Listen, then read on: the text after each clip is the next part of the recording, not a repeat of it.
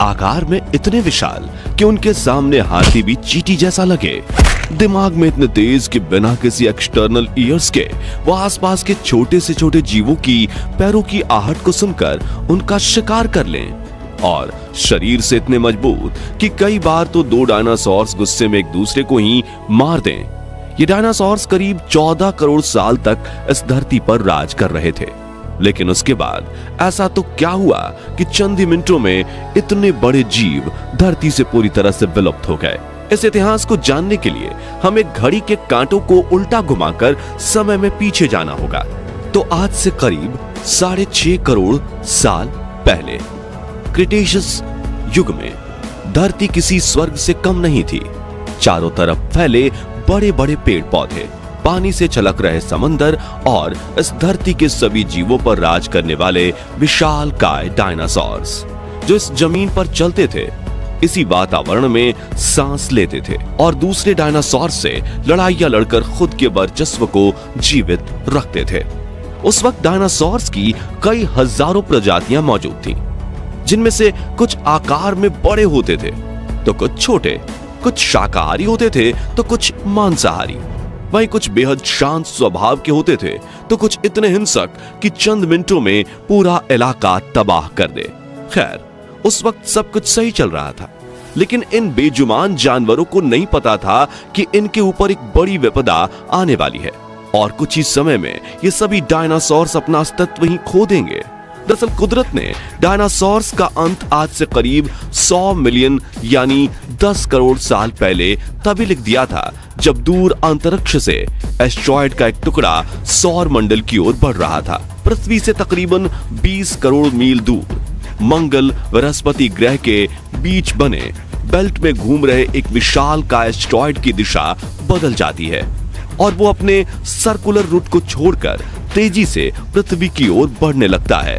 15 kilometre व्यास वाले इस asteroid की रफ्तार 22,000 मील प्रति घंटा थी।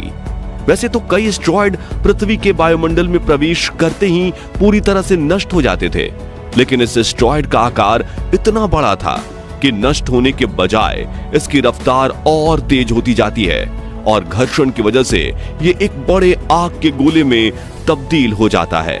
साथियों, इस बड़े आग के गोले की चमक इतनी तेज थी कि जैसे ही धरती की ओर ये और नजदीक आया तो इसकी 800 किलोमीटर रेडियस में रहने वाले सभी जीवों की आंखों की रोशनी चली जाती है, जिससे वो इसे देख तो नहीं पाते, लेकिन उन्हें इस बात का अंदाजा लग जाता है कि बड़ी गड़बड़ होने वाली है और चारों ओर भगदड़ मच जाती है।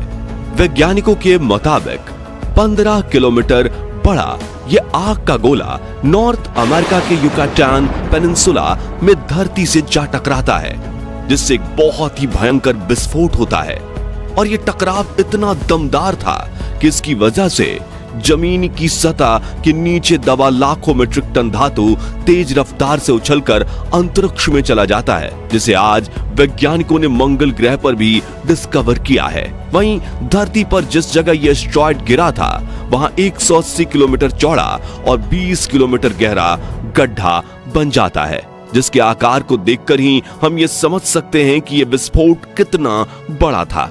और इस विस्फोट में कई प्रकार के धातु जलने की वजह से रेडिएशन की मात्रा इतनी ज्यादा बढ़ जाती है कि आसपास के हजारों किलोमीटर में मौजूद सभी जीव पूरी तरह से जलकर राख हो जाते हैं। लेकिन ये तो बस धरती पर होने वाले महाप्रलय की शुरुआत थी, क्योंकि इस विस्फोट की वजह से जो पत्थर और धातु अंतरिक्ष में गए थे वो ठीक 40 मिनट बाद फिर से धरती के वायुमंडल में एंटर करते हैं और घर्षण की वजह से आग के गोलों में तब्दील हो जाते हैं और धरती पर आग के गोलों की बारिश होने लगती है, जिससे धरती पर मौजूद सभी जीव जलने लगते हैं। इतना ही नहीं, विस्फोट के दबाव से धरती पर भूकंप आने लगता है, जिसकी तरंगें पृथ्वी की क्रस्ट में पूरी तरह से फैल जाती हैं और समुद्र में भी भारी सुनामी आने लगती है, जिस वजह से समुद्र में रहने वाले छोटे बड़े जीव भी इस आपदा का शिकार होने लगते हैं, जिससे धरती का तापमान 150 डिग्री तक पहुंच जाता है।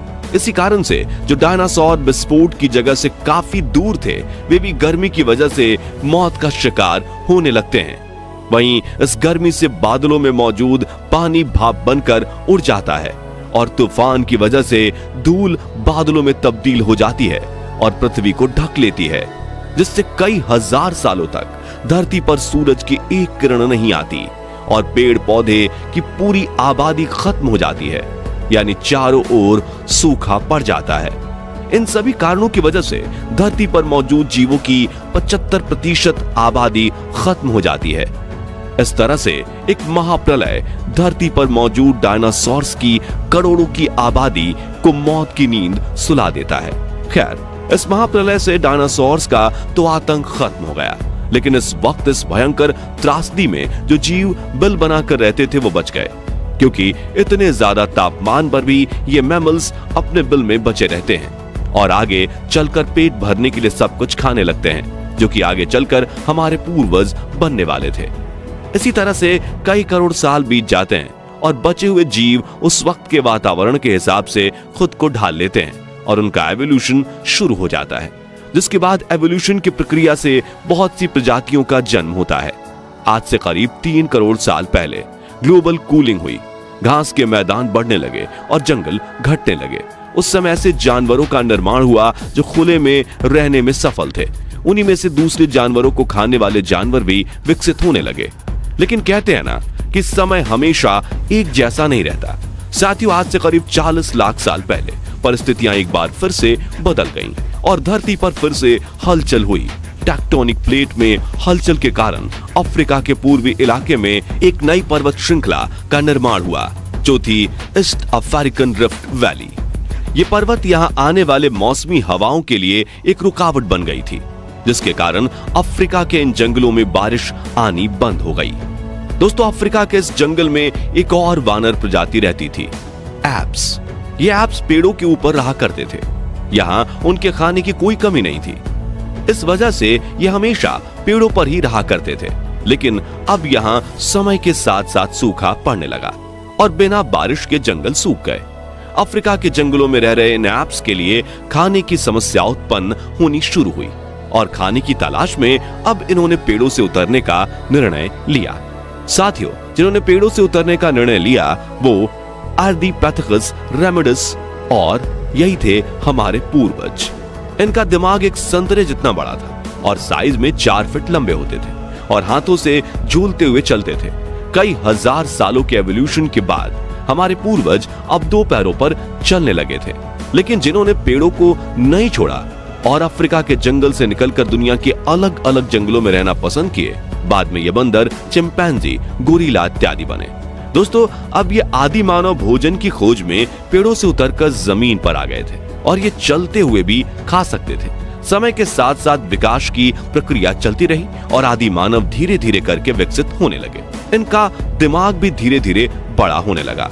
समय के साथ साथ इन्होंने पत्थरों से हथियार बनाना सीख लिया, जिससे उनके लिए शिकार करना काफी आसान हो गया था, क्योंकि जानवरों से खुद की रक्षा और जानवरों का शिकार करने के लिए हथियार का होना बहुत जरूरी होता था।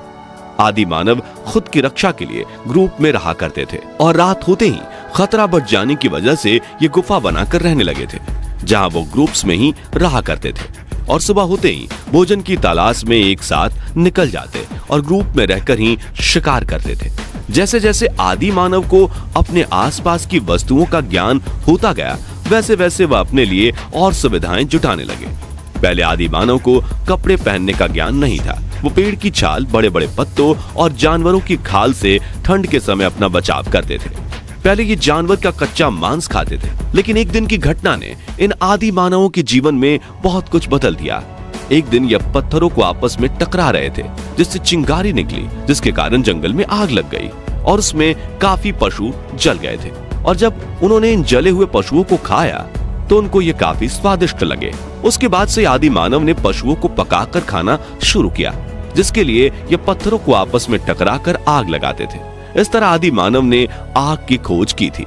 ये इन सभी के लिए सबसे बड़ी खोज थी। आग उन्हें गर्मी, रोशनी और अंधेरे में सुरक्षा देती थी और आग में मांस पकाकर भी खाते थे। फिर धीरे धीरे इन्होंने खेती करना शुरू किया। उसके बाद यह अलग अलग नदियों के पास जाकर बसने लगे और इसी से इन अलग अलग सभ्यताओं का निर्माण हुआ। खेती करने की वजह से अब आदि मानवों को भोजन की तलाश में इधर उधर नहीं भटकना पड़ता था, जिससे उनका घुमक्कड़ जीवन समाप्त हो गया। खेती के लिए उन्हें पशुओं की जरूरत पड़ी। फिर उन्होंने पशु भी पालना शुरू कर दिया, जिनमें से कुछ पशुओं से वो दूध निकालते थे तो कुछ से वो खेती करते थे। इसके बाद खेती को बचाने के लिए उन्हें बाकी के जंगली जानवरों का ध्यान देना पड़ता था। इसलिए आदि मानव खेती के पास लकड़ी, मिट्टी, पत्ते और पत्थर की सहायता से झोपड़ी बनाकर रहने लगे और उसी वजह से अब परिवार भी बनने लगा। इस तरह से बाकी के आदि मानव भी खेती करने लगे और अपनी अपनी झोपड़ी बनाकर रहने लगे। झोपड़ी की संख्या बढ़ती गई और आगे चलकर इन्हीं झोपड़ियों ने बस्ती का रूप ले लिया। धीरे धीरे समय के साथ आदि मानव का दिमाग और विकसित हुआ। उन्होंने धातु की खोज की। पहले तांबा, बाद में जस्ता, फिर सीसा खोजा गया। साथ ही लोहे के बने बर्तनों, औजारों आदि का इस्तेमाल करना शुरू कर दिया। एक दिन आदि मानव ने पेड़ के मोटे तने को लुढ़कते हुए देखकर पहिया बनाना सीखा, जिससे गाड़ी बनाकर उन्होंने इस्तेमाल में लिया। पत्थर की चाक बनाकर मिट्टी के बर्तन बनाने लगे। जैसे जैसे आदि मानव समझदार होने लगा, वैसे वैसे प्रकृति की उपासना, कपड़े बुनना आदि काम करने लगा और अब धीरे धीरे उनका दिमाग और विकसित हुआ। वो बातें भी करने लगे, अपने विचारों का आदान प्रदान करने लगे। इस तरह पूर्व पाषाण काल यानी कि पत्थर के युग से ताम्र काल यानी कि जिस युग में तांबे की चीजें इस्तेमाल होती थी, यहाँ तक आते आते मानव विकास क्रम में आदि मानव का रहन सहन आदि पहले की अवस्था से काफी आगे बढ़ गया।